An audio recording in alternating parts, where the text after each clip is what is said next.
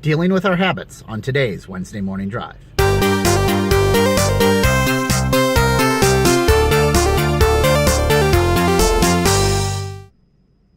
Hey everybody, Matt Cribbs here, and welcome back to another Wednesday Morning Drive. How are you doing? I am great. I'm getting back into the swing of things, back into, the rhythm of life, and feeling good about it, getting stuff done. I mean, I love holidays. They're great, they're fun, but they are disruptive. They take us out of our patterns that we are used to, our habits that we have formed, and they change everything up. And they're kind of exhausting, but they're good. So getting back into a little bit of normal life and having things just go without having too much effort with them it's a good thing. It's relaxing. And habits are kind of funny like that. Like, there's no doubt that we, as human beings, are creatures of habit. We all have our habits. I drive the same way to work every morning, even if, the traffic is horrible today. We do certain things in a certain way. And, I'll be completely unscientific and guess and wonder if that is somewhat due to the fact that we're creatures that do pattern matching. We look for patterns in, nature so we can spot predators. We look for patterns of behavior to try and make assumptions. That's, the first one is where lots of optical illusions come from, because our pattern matching doesn't fit what is reality, and it looks like something that's not possible to us. And it's how, some kind of tricks work, where you set up a expectation of one thing and another thing happens. But whatever, we form patterns, and we look for patterns. Our brain looks for patterns whether we like it or not, and that's established. But I wonder if the fact that we form patterns in our own behavior is related to that same kind of instinct, that same mechanism that allows us to form the patterns to survive, also, has us form patterns of behavior. That could be one place it comes from. It could also be that forming habits, forming patterns of behavior, lets us do less effort to do things. And I'm not talking about like actual work and being lazy or anything of that. I'm talking about mental effort. Doing things is hard. Thinking about things is hard. Thinking about things takes energy. And so if you form a habit of, say, driving to work, something that doesn't take a lot of mental energy, I can just kind of get in the car and go on autopilot, and I'll arrive at the ferry, and I didn't even think about it. How'd that happen? Because it's a habit that I have. But if I'm doing that, it frees up my mind to think about other things that aren't everyday activities and require possibly the effort to be spent on it. I don't know. These are guesses. These are theories that I'm making up right now with my not a degree in anything. Well, electrical engineering, but nothing to do with human brains. Well, unless you count artificial intelligence, which kind of thinks about the brain so that we can make it in computers. But really nothing to do with pattern forming and human behavior. You know what I mean? But yeah, I wonder about things like this. I get curious. So for whatever reason, we form habits, and they can be good, like, driving to work when there's a day with no traffic, or making my coffee in the morning, except wifey does that. You know what I'm getting at. So they can be good habits, or they could be bad habits. They could be destructive habits. Eating that cheeseburger for lunch every day. I don't do that. Or, chemical addiction, although if there's a chemical in it, it's not really a habit, it's an addiction, and those are slightly different. But whatever, good or bad, we can have good habits and bad habits. And it's surprising to me how quickly patterns can actually form and habits can actually form.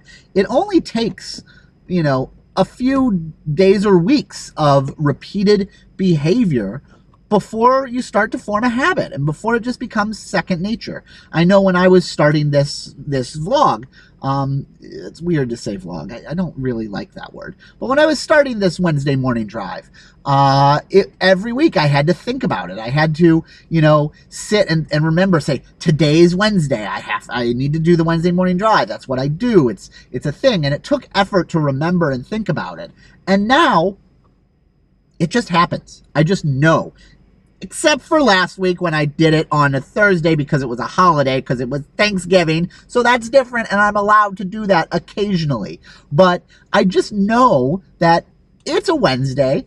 I do my Wednesday morning drive, and my brain has formed a habit around that. I don't have to put in the effort to remember. I still have to put in the effort to think about what the heck am I going to talk about, but I don't have to put in the effort to just remembering it's Wednesday. And that's actually weird. It's given me a much better sense of the week than not having that did. I mean, I work a Monday through Friday, 9 to 5, mostly job. There's regular work hours, and so that gives me structure to my week. I know when it's Monday because it's the first day I went to work and the weekend's over. I know when it's Friday because the weekend's going to start. Wednesday is in the middle, and so I have a fairly good sense of what day of the week it is.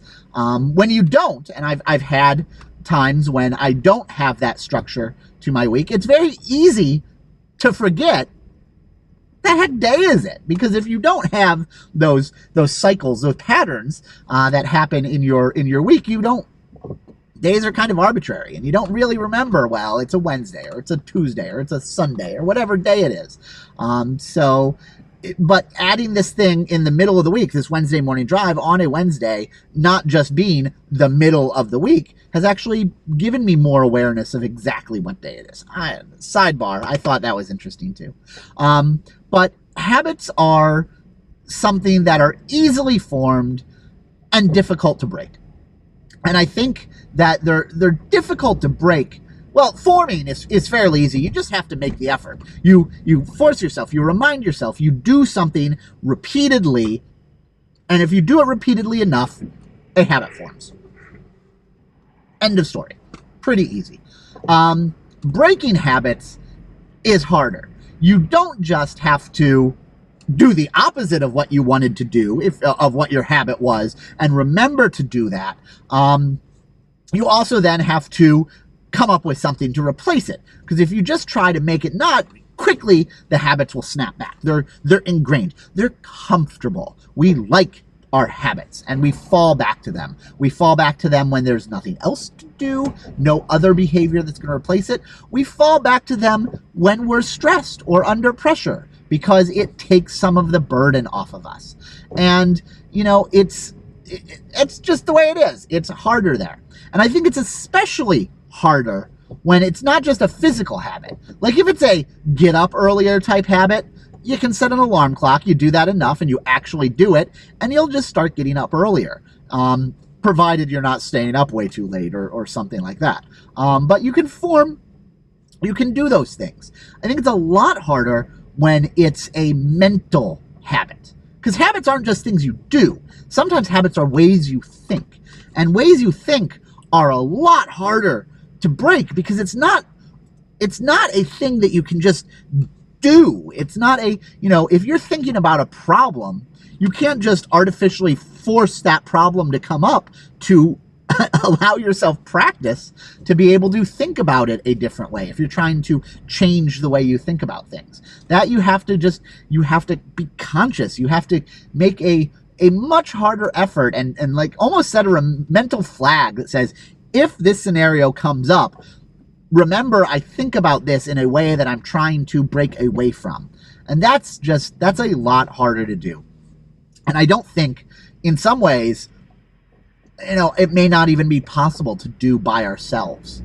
We might have to, get external help. We have to find places or influences or inspirations that enforce those thought patterns that we're trying to change. De-emphasize the ones we're trying to change and enforce the ones we're trying to adopt, to bring it to us. And you know what? This is kind of abstract and esoteric, but it can come up. I'll make up an artificial example because this did come up in my life in a very specific, concrete example of a way of thinking that certain people I know, not just one, certain people I know are used to thinking about problems in a certain way. And so we're trying to change that. And we're trying to come up with or introduce new ways of thinking about problems and of, trying to solve problems. And it's rough. Everyone wants to. Everyone is completely bought into making this change because we all know it's going to help us in the long run. And when things are going well, it's easy to do because everyone says, remember, we're trying to change this behavior. We're trying to change the way we act. And that's great.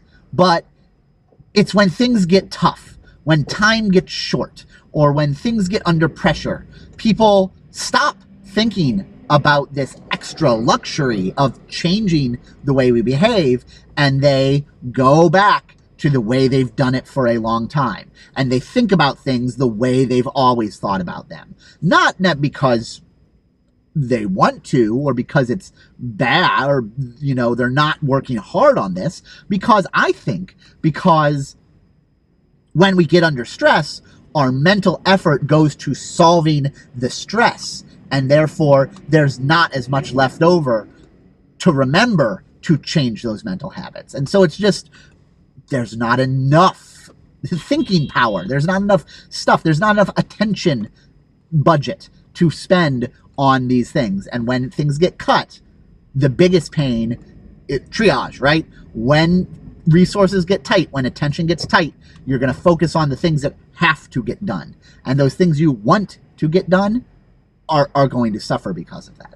So, I think just being aware that this is the way people are and thinking about, well, how do I learn things? How do I change behavior? How do we change behavior? Whatever your we is, whatever group you're dealing with, how can we do these things is really the key, because there's not just one answer that's going to work for every single person or every single group of people. Everyone is different, and the things we do, the way we do things, they're all different. And we're gonna have to you just have to find the trick, find what works for you, and work it out. And I think the key is being aware, knowing what you're trying to do, and having the goal, and just constantly keep it in your mind is the best way to do it, other than looking for a magic bullet. So that's my thoughts on habits. Hope that was interesting. I think it is. I like these questions of how do we work? Always fascinating. Anyway, I hope you had a great week. I'll talk to you next week. Keep playing, and I'll see you later. And yes, more gaming is coming. I know the channel is bad. The channel's good. It's not bad. The gaming on the channel is a little sparse at the moment. Lots of stuff going on. End of the year and holidays. But they're coming. I'll talk to you later. Keep playing. Bye.